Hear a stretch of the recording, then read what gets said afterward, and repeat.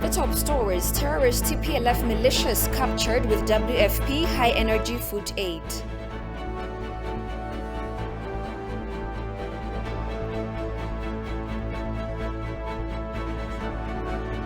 And Tanzanian farmers turn to new farming techniques like smart hydroponics.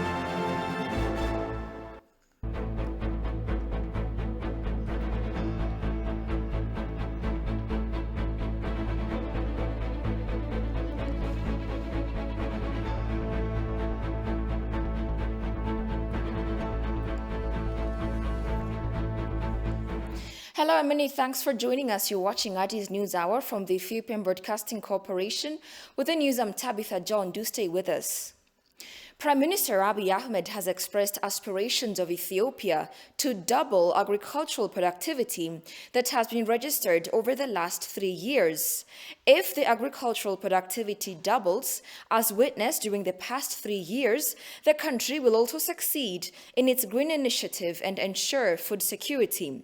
The Premier underlined that Ethiopia is moving closer to self-sufficiency, adding that the nation has immense potential for agricultural productivity. Ethiopia has prioritized irrigated wheat production in line with import substitution endeavors.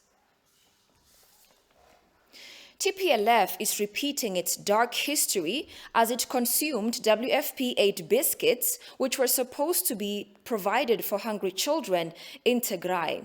The TPLF was accused of starving Tigrayans by diverting aid to acquire weapons in the 1980s. Sintayo Tamra tells you more.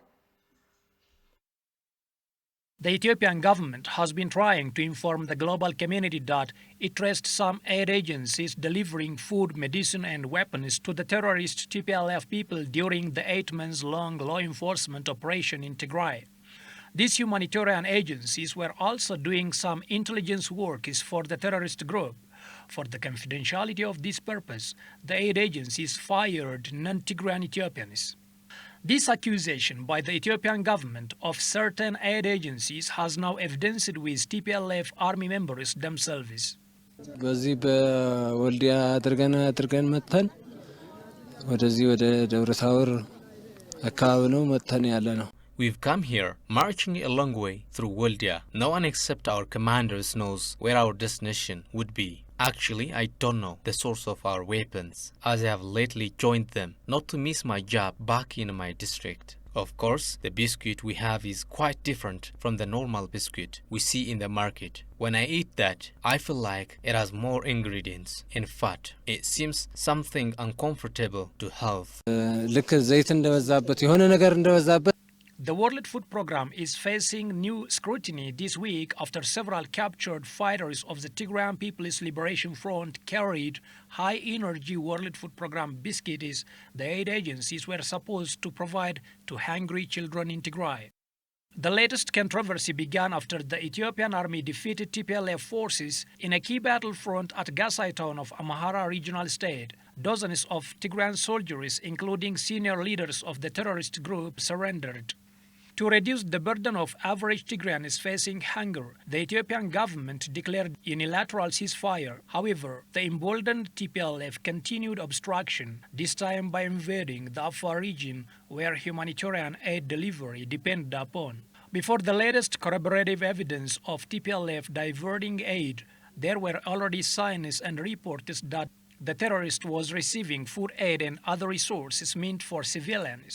Tigrayan senior official Getachew Reda previously suggested his fighters have enough resources from Tigray to fuel the war, despite other Tigrayans facing starvation. The new revelations of TPLF misusing food aid from World Food Programme, USAID, and other aid agencies supposedly earmarked for the malnourished children is expected to test the patience of the Ethiopian government dealing with foreign aid organizations. Critics say history is being repeated as the TPLF rebels were similarly accused of starving regular Tigrayans by diverting food aid and the donated money to acquire weapons in the 1980s.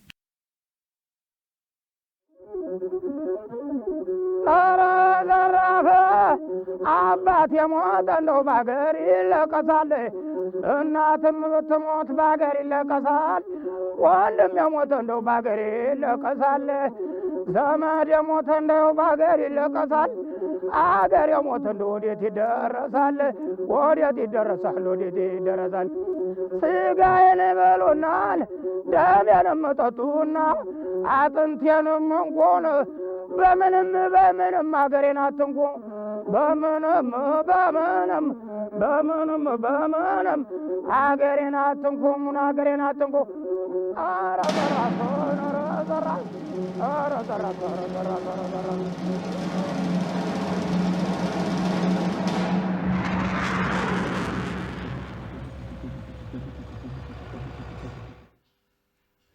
The Ethiopian Higher Education Strategy Center top leaders and employees have confirmed their cooperation to donate 100% of their monthly salaries.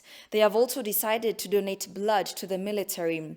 They have given their monthly salary to the country according to the call from respective bodies. In addition to this, all workers and leaders will play their role to keep the country united, to ensure peace, and to keep their environment safe.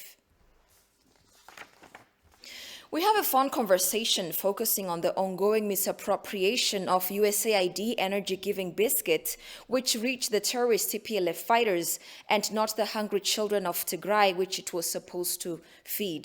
Our phone guest is Gidena Medhin, who is Secretary of Tigray Democratic Party. Thank you very much, Mr. Gidena, for your time.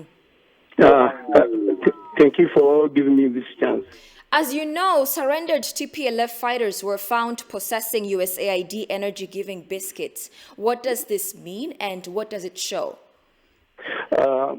For me, as a Tigrayan who has been following the character of the TPLF, is not new. It doesn't impress me much because, as you may remember, in the 1983-85 famine, which is also called a biblical famine in the 20th century, while the people of Tigray were dying in millions, they were diverting the money, the money for their weapons purchase. Martin Plaut of the BBC at that time reported that they were diverting millions of dollars from the aid to buy their weapons, while the people of Tigray were dying and dying in millions. So let me remind you some data on this. At that time, 1 million people were dead, 400,000 refugees left Ethiopia, and 2.5 million Ethiopians were internally displaced. Almost 200,000 children were orphaned. But the TPLF leaders were dancing and establishing their communist party by the name MMLT. So for me, what they are doing today is the history repeating itself. Now, as the colonel who surrendered to the gallant Ethiopian National Defense Forces reported, they are diverting the high energy biscuits and other nutritious food items which were supposed to feed the children and the mothers of Tigray. So for me, it's not a new character of the TPLF. They are like that. Okay, do you think some Western NGOs have genuine intentions to help needy Tigrayans? And can we say that they are delivering humanitarian assistance properly? If not, what is your suggestion? What can be done to ensure that aid really reaches the people it is supposed to help? There are some genuine humanitarian organizations helping our people, but there may be also some organizations who are working with the junta. So, but the international organization should check whether the food they deliver to the people of Tigray is reaching the needy. They should check because, as I explained earlier, the TPLF is experienced in diverting aids and so on and so on. So, what I advise to the international organizations is they should check the food aid they are delivering to the people, because I have some information from the wheat and other humanitarian aid sent to Tigray is being diverted to feed the soldiers of the TPLF. So there are some genuine international humanitarian organizations. There might be some few organizations working with the junta. All right, Gideon Ahmedhan, Secretary of Tigray Democratic Party, thank you very much for your time. Have a great evening. Thank you. Bye-bye. The Ethiopian Federal Attorney General, Dr. Gideon Timotheos, told during his interview with the Hard Talk legend, Stefan Sacker, on the BBC World Service that despite a unilateral ceasefire for agricultural and aid distribution, the TPLF has disrupted the ceasefire by displacing hundreds of thousands of innocent people and killing many in the Afar and Amhara regions. Listen to him. When we are holding Mekelle and when our forces were in Tigray, there were constant issues that were being raised about humanitarian access, the humanitarian situation. We wanted to improve the humanitarian situation. And we're also concerned by the fact that the TPLF was sending wave after wave of civilians against our troops. There was an extensive use of child soldiers by the TPLF. So under these circumstances, to mitigate and minimize the humanitarian cost and suffering, we did the responsible thing. We declared a unilateral ceasefire and we withdrew our troops from Mekelle. Unfortunately, the TPLF continued with its aggression and belligerence and escalated the conflict. It expanded it into Afar and Amhara regional state, committing gross atrocities against civilians. As to the Attorney General, for questions in regards to the false narratives and reports of the so-called human rights organizations, the government of Ethiopia is carefully reviewing various reports and verifying the facts. When we declared the humanitarian unilateral ceasefire, we established a humanitarian corridor through Afar. It was the TPLF, the terrorist TPLF, that expanded the conflict and turned this corridor into a conflict zone. As I said, we had facilitated humanitarian access and corridor through Afar. Now, as far as electricity and other essential services are concerned, the utility companies, the corporations that provide these services, they had several of their personnel killed in Tigray while they're trying to repair basic infrastructure. They have been subject to attacks. So under the existing insecurity, with the continued aggression of the TPLF, it would be difficult for these corporations to send their personnel, their employees in Tigray. So had the TPLF reciprocated the unilateral ceasefire, then it would have been a different circumstance. That's only a reference to a very small minority of organizations. The overwhelming majority of aid organizations are providing aid and assistance to those in need. We are cooperating with them. We facilitate their work. So we don't have a problem with that. And as I noted earlier, when we declared the unilateral ceasefire, our objective, our intent was for humanitarian aid to reach the people in Tigray without any hindrance. That's why we established the corridors through Afar. We allowed humanitarian flights to take off from Addis and fly to Mekelle, but the continued aggression from the side of the TPLF has created a situation on the ground that is making things more and more complicated. Dr. Gideon also said that while some aid agencies have tried to worsen the situation, most have responded to the government's unilateral ceasefire and are working to provide humanitarian assistance, accentuating all aid agencies must comply with the country's laws and regulations when operating in Ethiopia. You have to understand that all the organizations that provide assistance and aid that operate in our territory have to respect our rules and regulations. As I have mentioned earlier, the overwhelming majority of humanitarian organizations have no problem with this, and they continue to provide assistance and aid. That's not the case. There has been administrative measures, but these measures are to ensure compliance with the appropriate regulations. As I have stated earlier, several organizations, numbering in the hundreds, are operating all over the country, providing assistance for those in need. We don't have a problem with them. We're working with them. We have a very constructive relationship. And we are also in consultation, in dialogue with these entities you have mentioned. And we believe that they will be able to rectify the violations very soon and will be able to reinstate their license.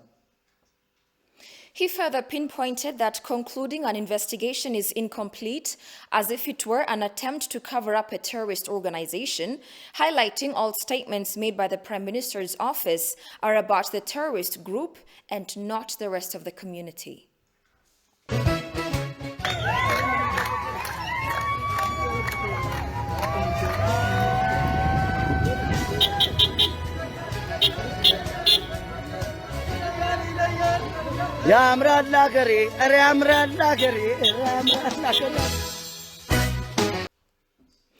Welcome back. You're watching Addis News Hour. A historian ETV spoke to says both TPLF and Sheni get support from foreigners to pursue destabilizing Ethiopia and the Horn of Africa at large.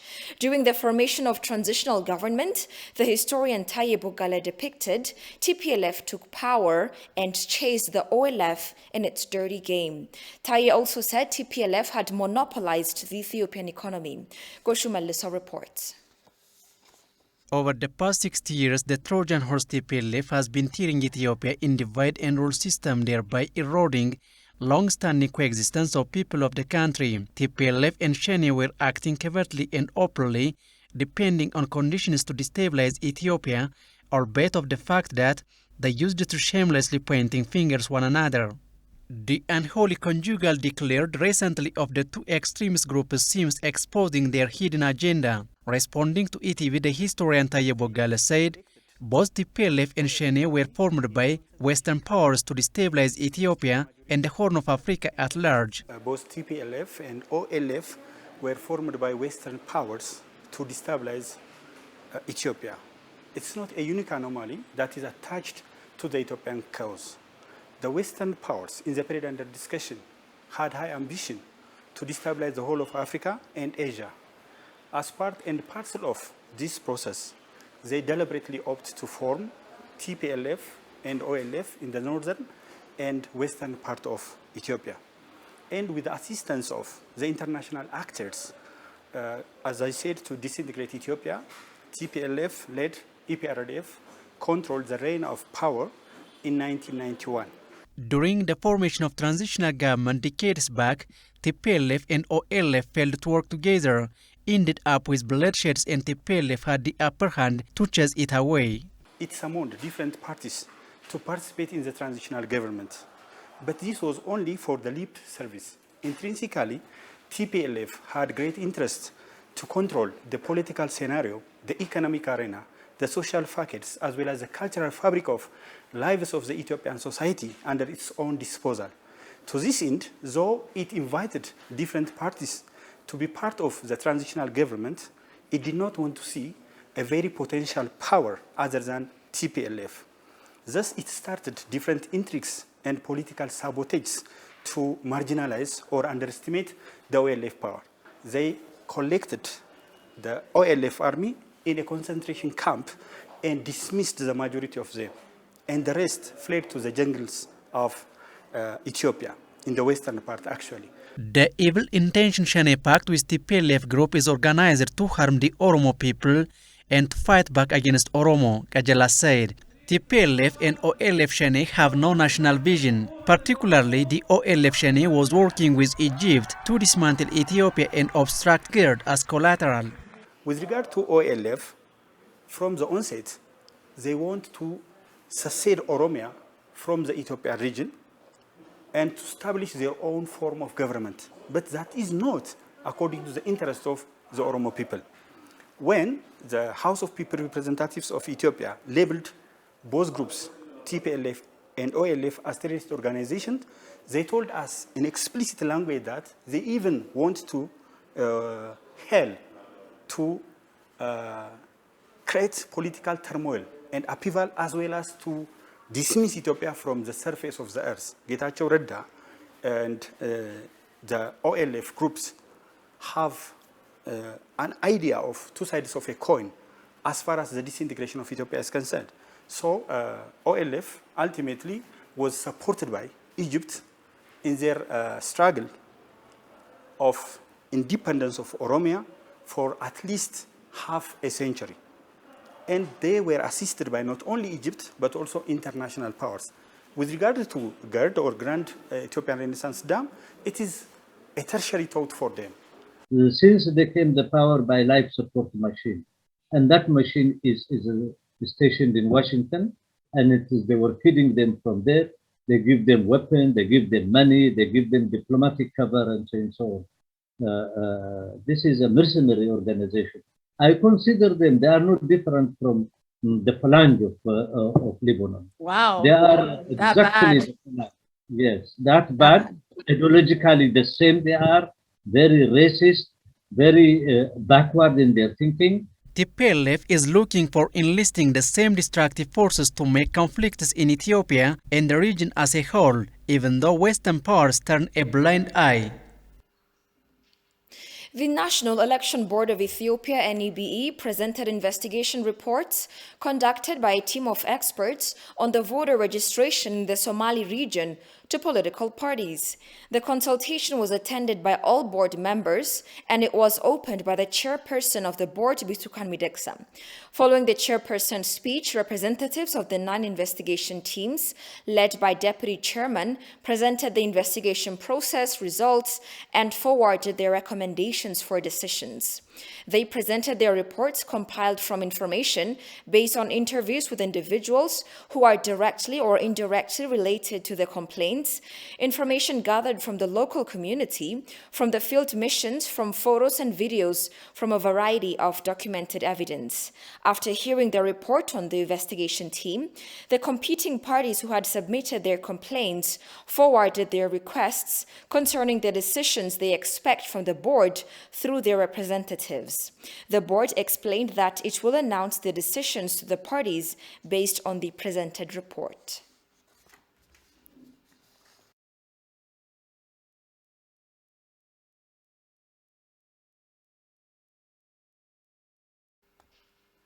Thousands of Ethiopians rallied near Saudi Arabian embassy in Addis Ababa to denounce human rights violations committed by the Saudi government against undocumented Ethiopians in several parts of the country, including Riyadh, Jeddah, Jizan, and others.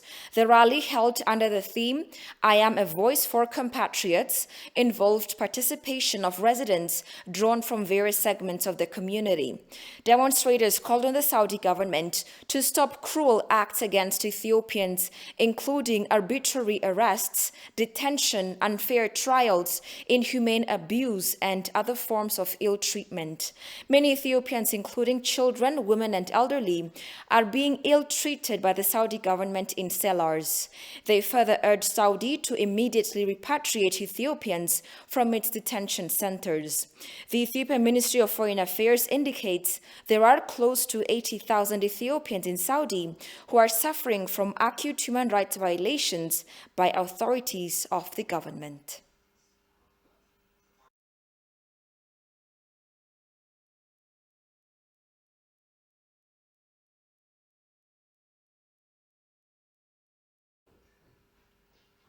The government of China has donated 300,000 doses of COVID-19 vaccines to Ethiopia, particularly to support the education sector.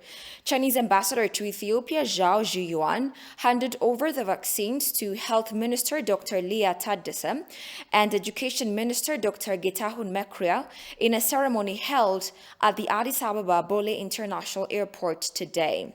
Speaking on the occasion, Dr. Lia said, "The support will be utilized for the education sector, especially for teachers across the nation, as they are vulnerable part of the society for COVID-19 due to their jobs. The vaccines donated by the government of China will play pivotal roles in creating a safe teaching and learning environment." According to him, out of 700,000 teachers across the country, only 50,000 have so far been vaccinated in Addis Ababa. Chinese ambassador to Ethiopia, Zhao Zhiyuan, said that his country is committed to help tackle the challenge of the pandemic in Ethiopia.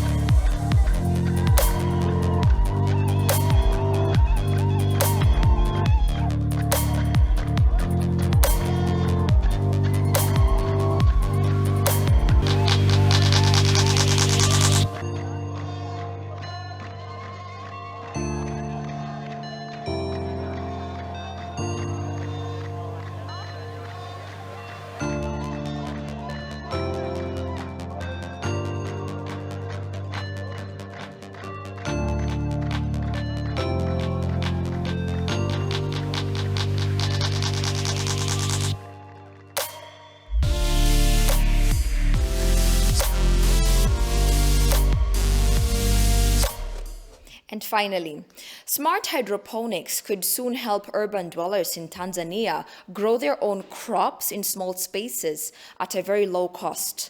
At the moment, most of the country's food is grown by smallholder farmers who are highly vulnerable to climate change because of their over-dependence on rain-fed agriculture.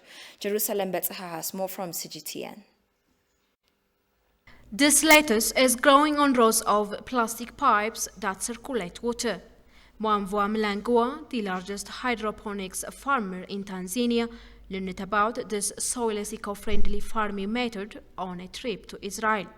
She says the lack of knowledge on smart hydroponics for many in the country has made financing her 4-year-old vegetable farm difficult. I tried to source funds from the existing banks. By the time they didn't know what I'm talking about, because there was nobody doing hydroponic in Tanzania, so I had to use my own funds. Mwamvua grows her vegetables on half an acre of land using fertilizer that dissolves in water, which is then recycled.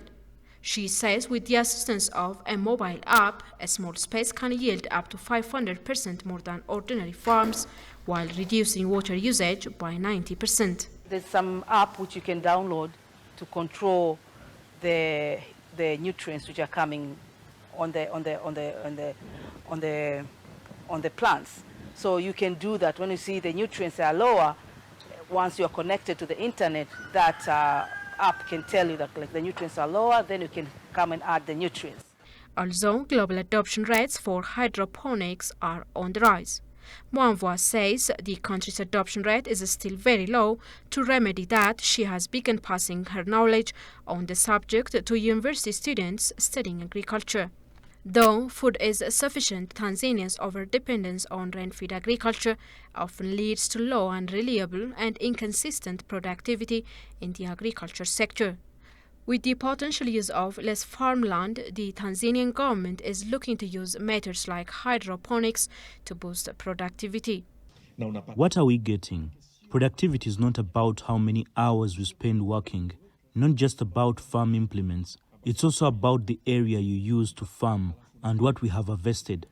Mwamvua sells her produce to major hotels, supermarkets and restaurants in the country. She is hoping that this soilless method of farming will grow to become the norm for farmers and urban dwellers across Tanzania. You're watching Addis News Hour, a quick reminder of the day's headlines. Terrorist TPLF militias captured with WFP high-energy food aid.